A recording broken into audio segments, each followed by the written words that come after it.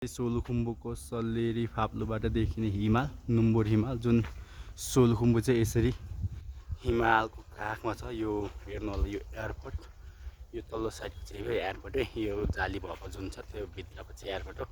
यो त रोड भइहाल्यो, यो खुम्बु पासाङलाम जाने रोड हाइवे जस्तै भनौँ।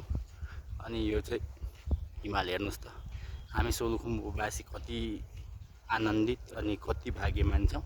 यस्तो मजाको हिमाल बिहान उठ्ने बित्तिकै हेर्न पाउँछौँ। यो पहाडहरू त यस्तो कति छ, कति यो डाँडा पाखा त होइन, छँदैछ, यो पहाडमै घर छ।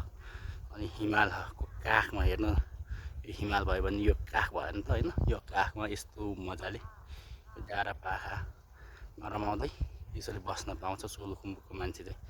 यस्तो आनन्दित छ कि घरहरू र हिमालहरू हेर्नुहोस्। यो एयरपोर्टको गेट हो, चेक पोस्ट यस्तो छ। हिमाल भनेको मजाले आफ्नै काखमा आफ्नै हातले छुए जत्तिकै, छुन पाए जत्तिकै छुएर बस्न पाउने अवस्थामा छौँ। हेर्नु न, यसो गर्दा छुइएन त होइन हिमाल, यस्तो आनन्दको रमाइलो छ है।